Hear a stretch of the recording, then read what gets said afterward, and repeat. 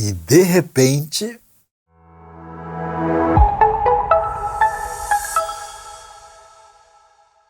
Shalom a todos, com alegria que vamos trazer a mensagem da Palavra de Deus neste domingo.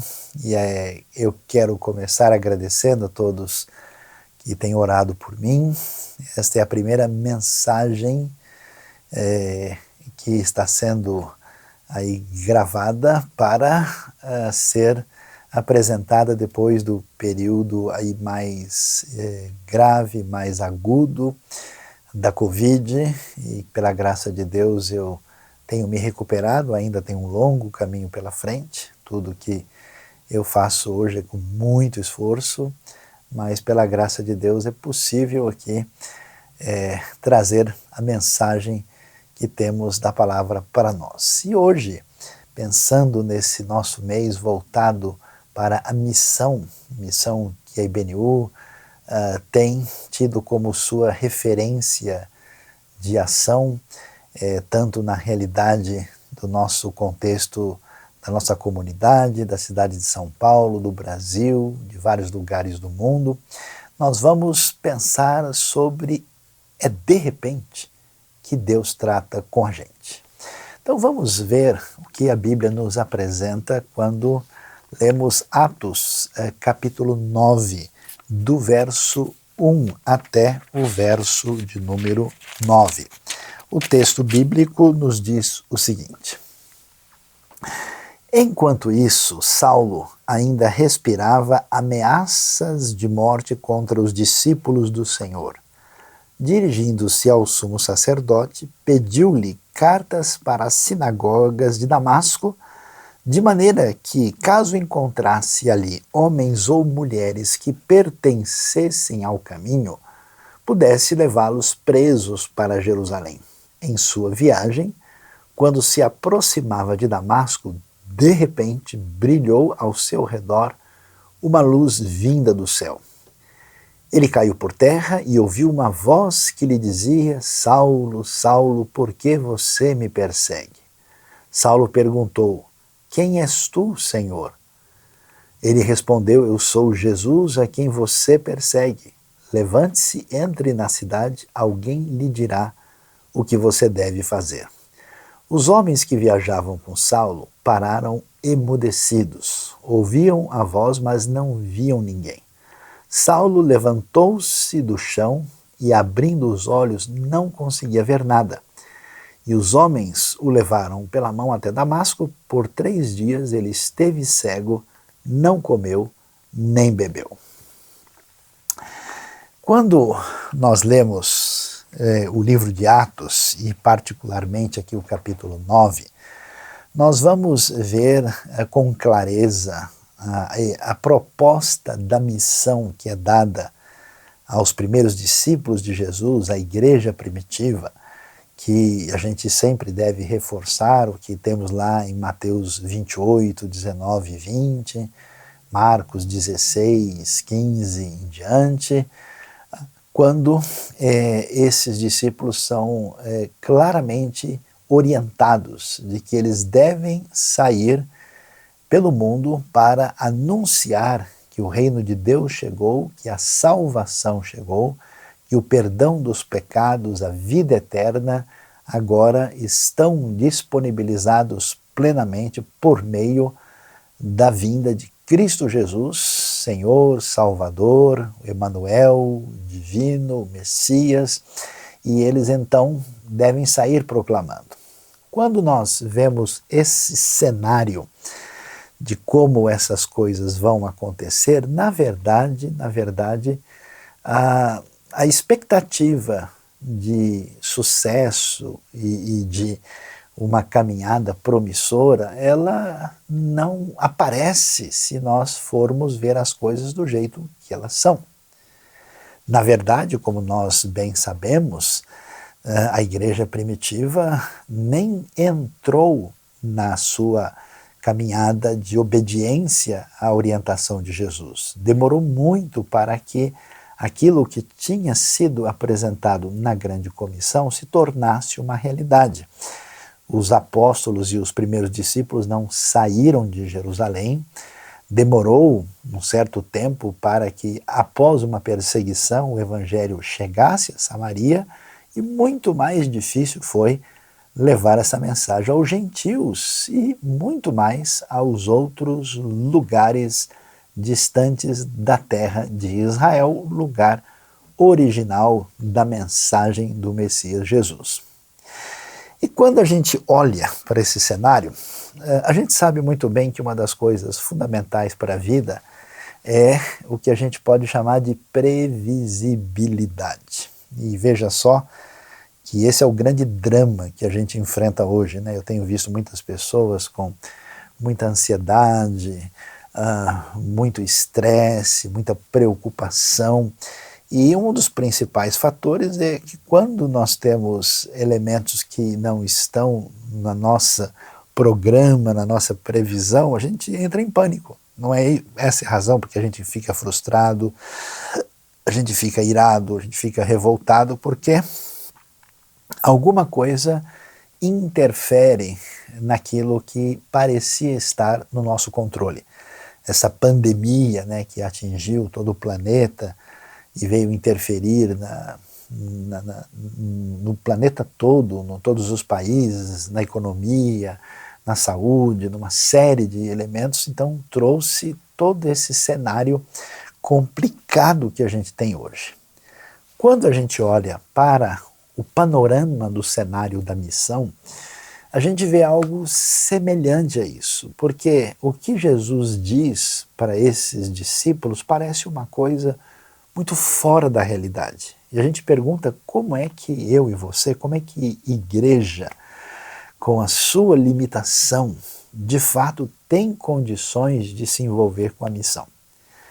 O que a gente percebe, olhando aqui, é que existe, vamos dizer, um cenário geral dentro daquilo que a gente poderia esperar, que é o menos favorável possível. Então, observe só, né? Como é que a gente observa a realidade da pessoa de Jesus. Jesus, na verdade, ele é preso e executado pelo Império Romano.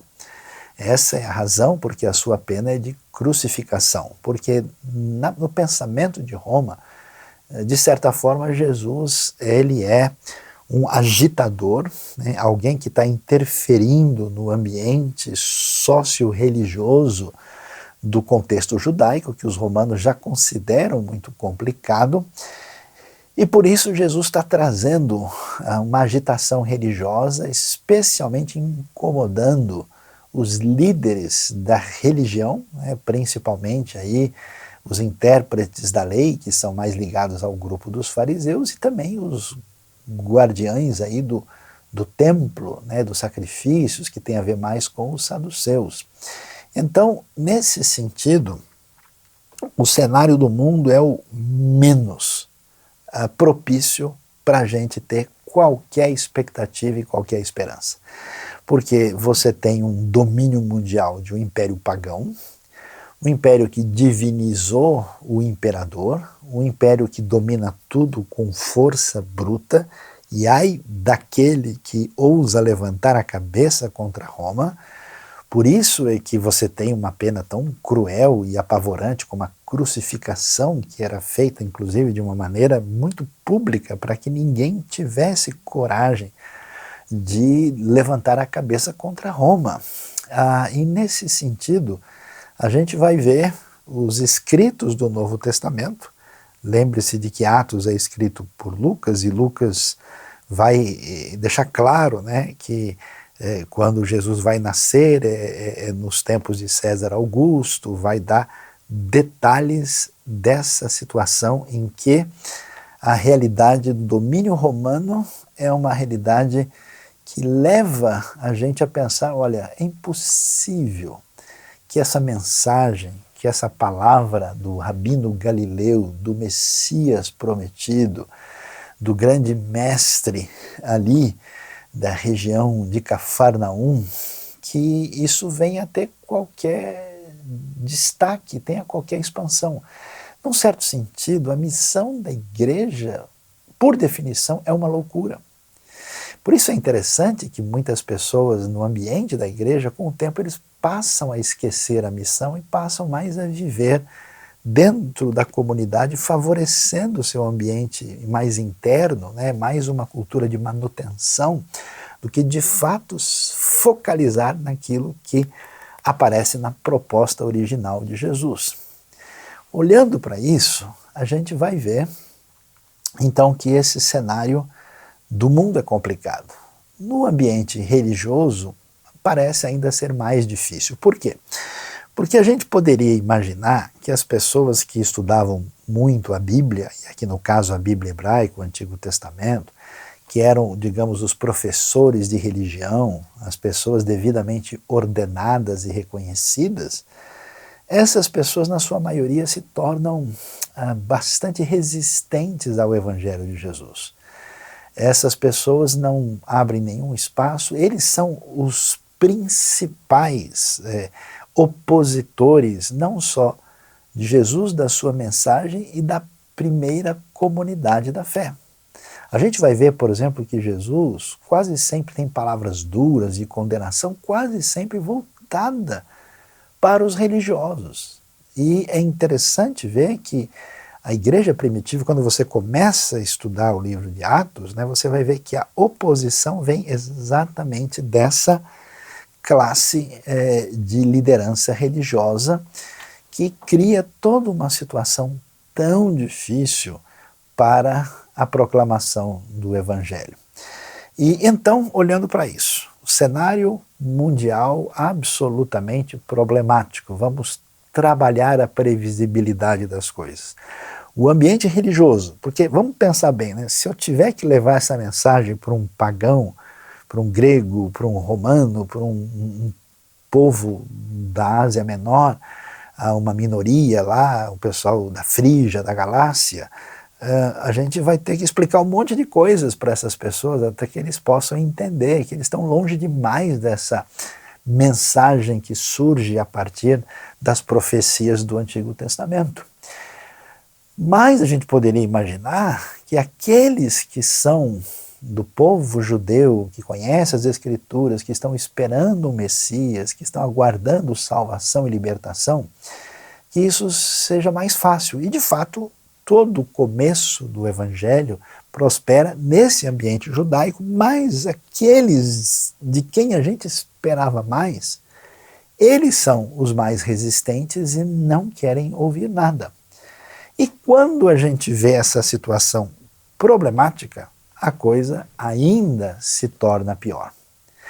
Por essa razão, em Atos 9, se a gente vê o cenário geral problematizador, o cenário específico problematizador, o que acontece agora? Você tem uma problematização a mais.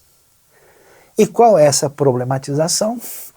É aquilo, vamos dizer, que é a cereja do bolo horrível que surge aqui, que é a ação específica, intensa, negativa, que surge de certos indivíduos decididamente mobilizados contra o Evangelho, a mensagem de Jesus e aquilo que ele nos apresenta no seu caminho de salvação. E aí você vê, de repente surge um homem que é chamado de Saulo, aqui em Atos capítulo 9. A sua história depois vai ser retomada lá, quando ele dá o seu testemunho em Atos capítulo 22. E esse Saulo é um fariseu de fariseus, é um indivíduo de muita cultura, de posição social invejável, ele é cidadão romano, e ele toma a iniciativa entendendo que é um serviço a Deus confrontar essa comunidade religiosa diferente de judeus que são seguidores do que é chamado de o caminho. E então é interessante, a gente pode olhar os detalhes de Atos capítulo 9 e ver o que o texto nos fala conforme nós observamos na leitura a respeito do assunto. Veja que a palavra é forte, Saulo respirava ameaças de morte contra os discípulos do Senhor. Quer dizer, se o cenário geral do Império Romano e o cenário geral sócio-religioso de Israel são difíceis, muito mais complicado se tornará quando indivíduos específicos, dirigidos por uma vontade inabalável, com condições e com capacidade, se voltam para um conflito aberto contra o Evangelho e a sua mensagem, contra a primeira igreja dos seguidores de Jesus. E ele então vai atrás, vai falar com o sumo sacerdote, pessoa religiosa mais importante, pede cartas para as sinagogas de Damasco. Então ele quer sair de Jerusalém e viajar na direção nordeste até chegar em Damasco, a famosa cidade na Síria, para que, encontrando homens ou mulheres que pertencessem ao caminho, nome dado ao grupo dos seguidores de Jesus, ele pudesse aprisioná-los e levá-los assim para Jerusalém, e ele faz todo esse planejamento na tentativa, digamos assim, de a gente ver um cenário pior possível para a realidade da prática da missão. Então, diante desse cenário tão complicado, quando a gente, além de tudo que pode ser enquadrado dentro do previsível, daquilo que a gente pode esperar, estar numa situação tão negativa, a gente tem esse cenário ainda pior, e a pergunta é: o que é que o povo de Deus pode fazer? O que é que a igreja vai conseguir realizar nesse cenário?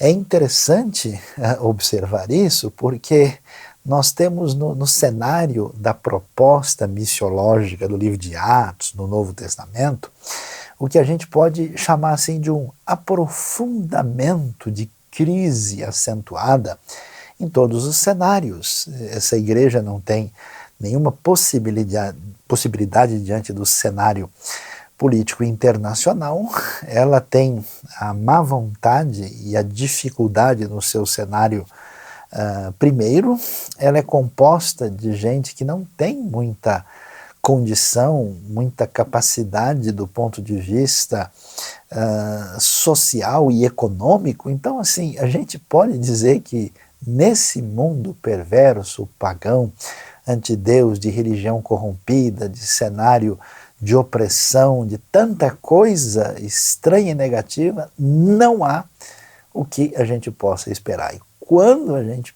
poderia imaginar alguma coisa, a gente observa o quê? Um Saulo aparecendo para trazer aí uma perseguição específica, detalhada, planejada, organizada contra aqueles que fazem parte do caminho. E é aí que é interessante que no auge dessa crise é que vai surgir essa realidade tão interessante que não é particular somente de Atos capítulo 9. Quando nós lemos o que vai acontecer, a famosa conversão de Paulo ou de Saulo ao Messias Jesus, diz o texto que em sua viagem, quando ele se aproximava de Damasco, de repente, brilhou ao seu redor uma luz vinda do céu, ele caiu por terra e ouviu uma voz que lhe dizia: Saulo, Saulo, por que você me persegue? Então é curioso, porque parece que muitas vezes a igreja perde a sua visão e não entende que Deus é o Senhor da missão, que aquilo que envolve o projeto, aquilo que tem a ver com o reino de Deus, com a expansão do Evangelho, que parece estar nas nossas mãos. Vamos falar a verdade, nós ouvimos tantas vezes nos ambientes religiosos, predominantemente evangélicos, gente dizendo: e se a gente não for, né, quem é que vai? Porque se nós não fizermos, aí não vai ter o que se possa esperar.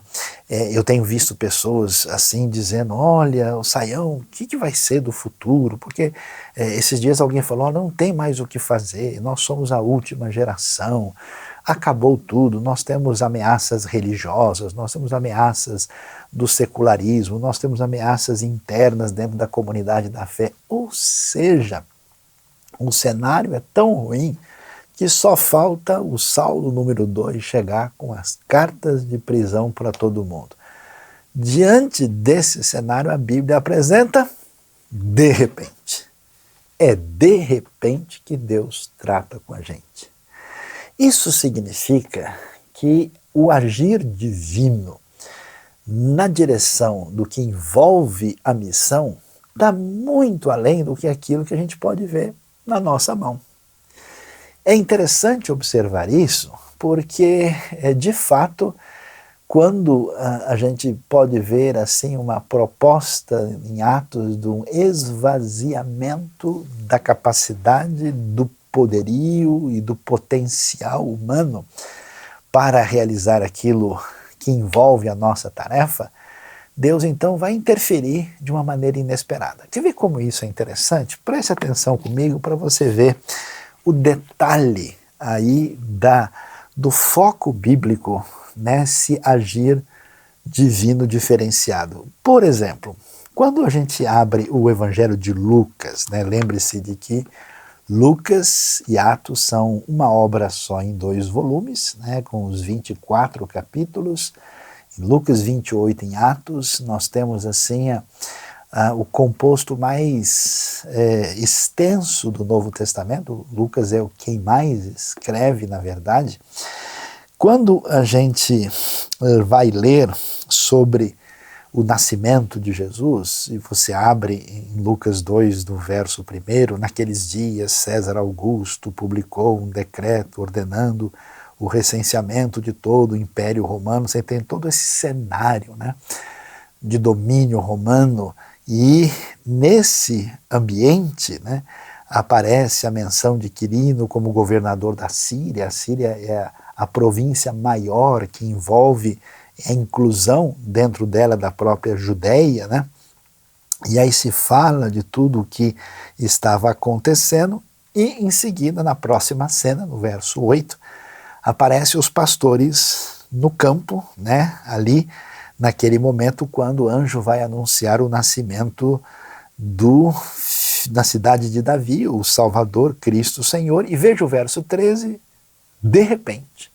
uma grande multidão do exército celestial apareceu com o anjo louvando a Deus e dizendo glória a Deus nas alturas e paz na terra aos homens aos quais ele concede o seu favor. Você percebe? O texto apresenta um cenário para nós de que César Augusto, o imperador de Roma, determinou o recenseamento. Esse recenseamento chegou à região do Oriente Próximo, atingiu ali a província da Síria com toda a região da Judéia, e em função disso, esse pretenso domínio romano está nas mãos do Deus que conduz o cumprimento da profecia, e quando parece que brilha a glória de Roma, de repente, o coral de anjos aparece cantando. Isso é interessante porque há uma santa ironia do texto bíblico para dizer para nós o seguinte: você acha mesmo que o poder pertence a Roma e o seu domínio? Você de fato acredita que são os líderes religiosos ou políticos da terra de Israel, como aqueles que dominam o ambiente farisaico ou do ambiente dos saduceus, ou é o rei Herodes na sua relação complicada com Roma, que eles dominam alguma coisa? Você acha mesmo que esse grupo de discípulos frágeis, que eles têm o poder de determinar as coisas?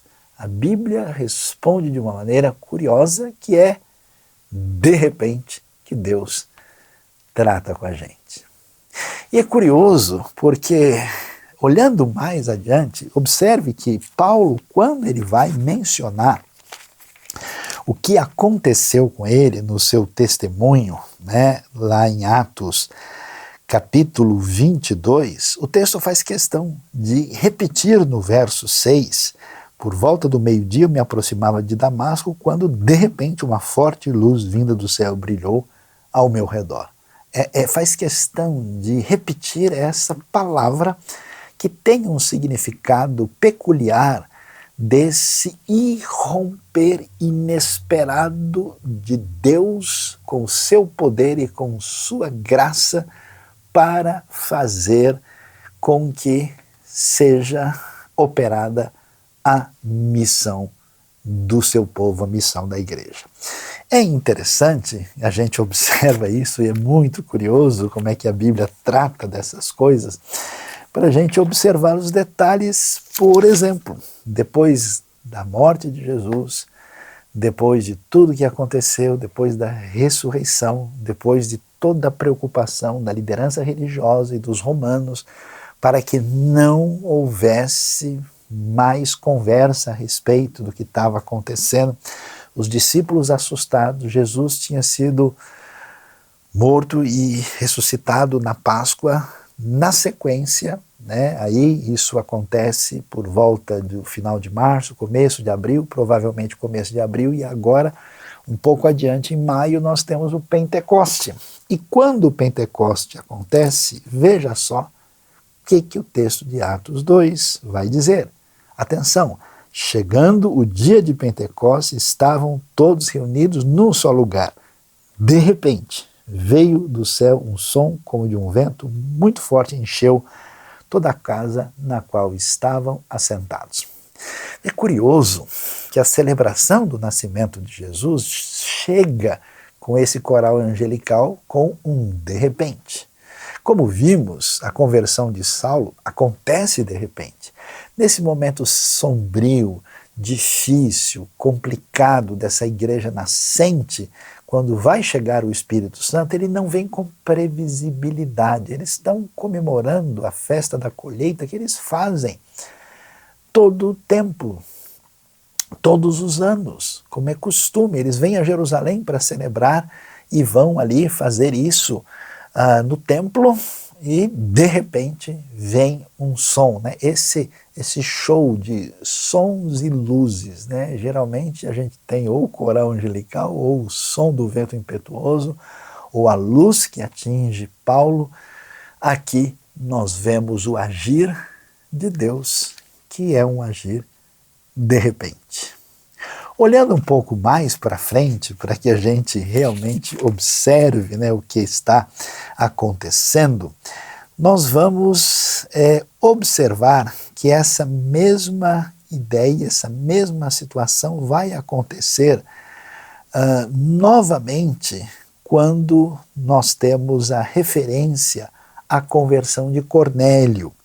Atos 10 e Atos 11 nos dão o detalhe do que acontece com o que vai suceder. O apóstolo Pedro vai levar a mensagem de Deus para o primeiro gentio. E quando isso acontece, nós vamos observar também essa palavra bíblica de que isso atinge também de maneira de repente.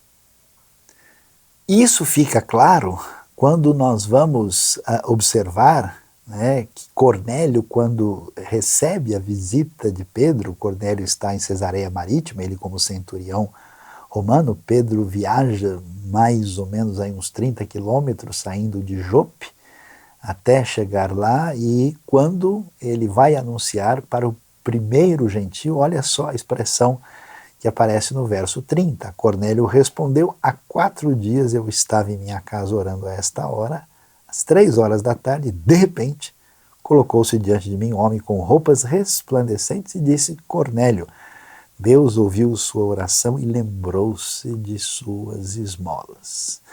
Então observe bem, e curioso, porque a gente vê muito difícil imaginar que um judeu religioso aceite tudo aquilo que envolve a mensagem do reino.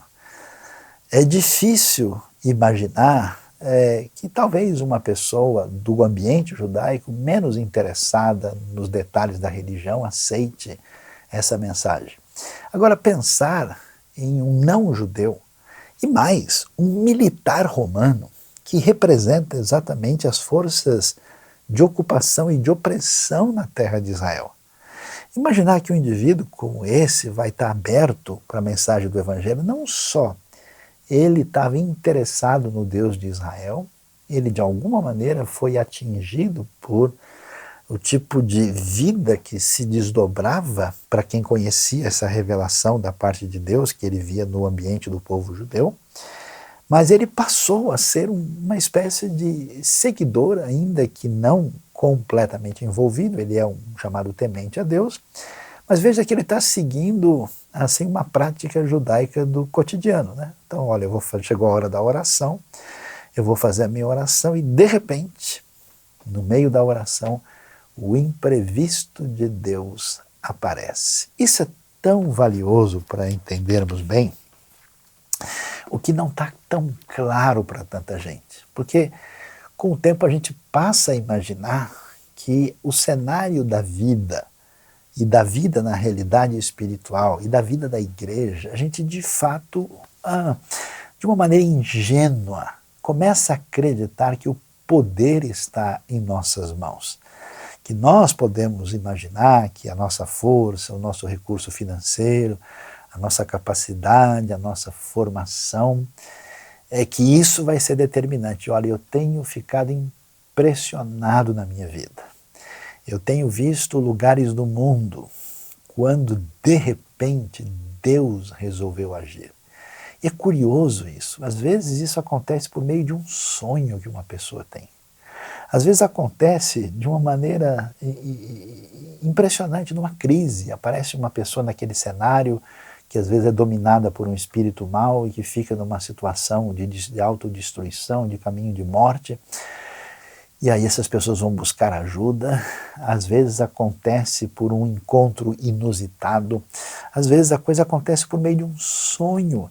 Às vezes acontece até por meio de um escândalo, às vezes por meio de uma perseguição, às vezes por meio de um avivamento inesperado. Simplesmente a gente deve saber que a ação de Deus e do seu Espírito na execução da missão continuam sob a supervisão e o poder de Deus. E quando a gente acha que o status quo define as coisas, quando a gente acha que a nossa previsibilidade pode de fato dar o tom da realidade, Deus nos surpreende e tudo muda simplesmente de repente.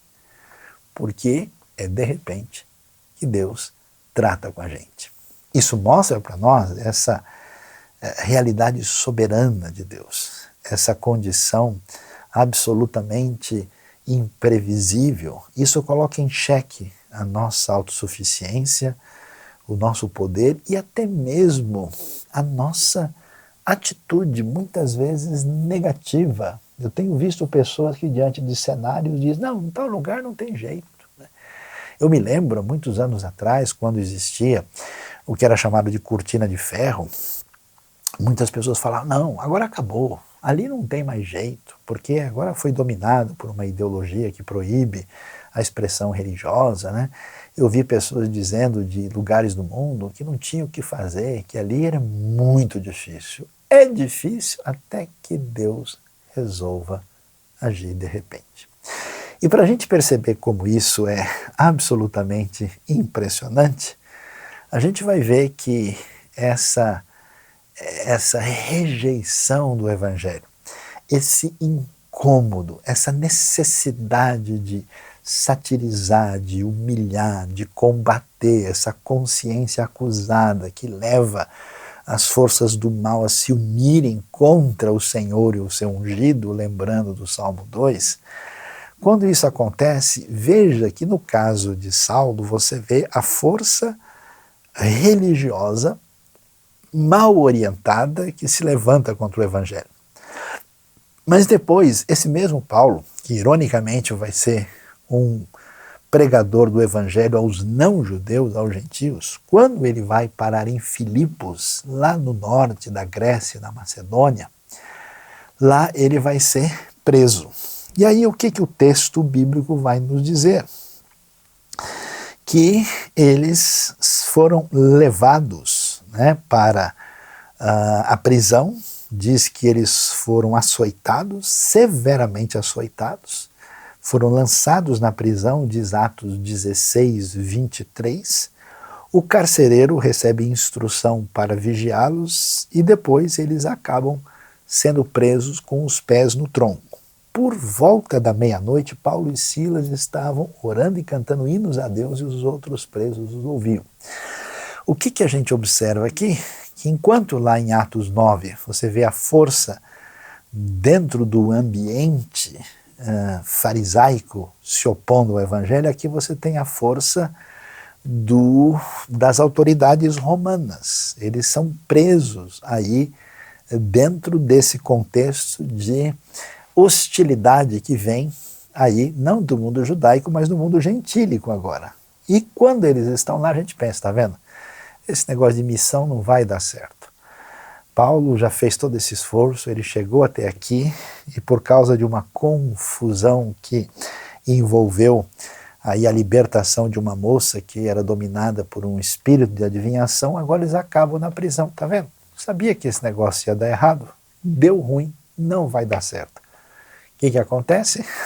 Verso 26, de repente, houve um terremoto tão violento que os alicerces da prisão foram abalados. Ou seja, Deus que ama as pessoas para quem Ele oferece a sua salvação em Cristo Jesus, o Deus que agiu na sua vida e que chamou você para servi-lo na missão, esse Deus extraordinário, que é o Deus que manda o vento impetuoso quando essa comunidade parece não ter força nenhuma e ela recebe o Espírito Santo, esse Deus que quando Roma se acha poderosa envia o coral de anjos para celebrar a chegada do rei, esse Deus que age no coração de um militar romano que devia acreditar no poder e na força do seu império, mas vai se ajoelhar diante do Messias Jesus, esse Deus que vai agir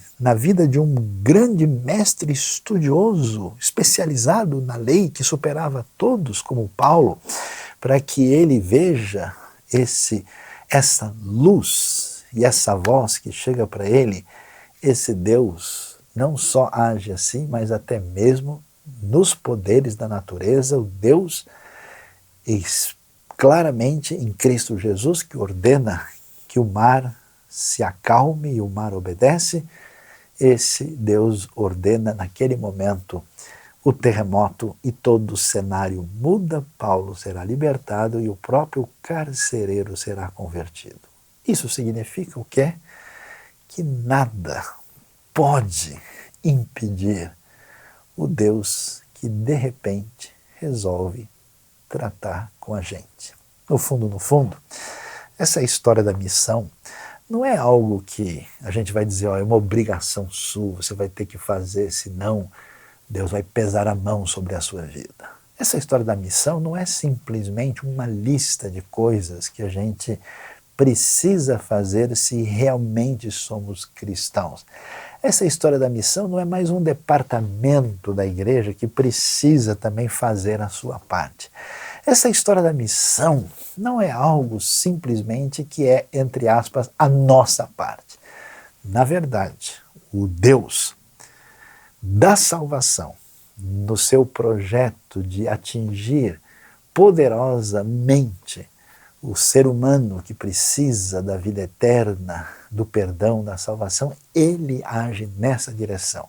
E o mais impressionante é quando a gente acha que tudo vai dar errado e que tudo parece complicado e a gente chega no momento em que todo elemento negativo nos é dado, a gente descobre que tudo muda e muda de uma maneira absolutamente imprevisível, porque é de repente que Deus trata com a gente. E a minha oração é que nos próximos dias Ele faça assim com você também. Deus abençoe a nossa vida, Deus abençoe o nosso coração, e eu não esperava poder trazer uma mensagem assim como essa algumas semanas atrás. E de certa forma essa possibilidade surgiu também de repente.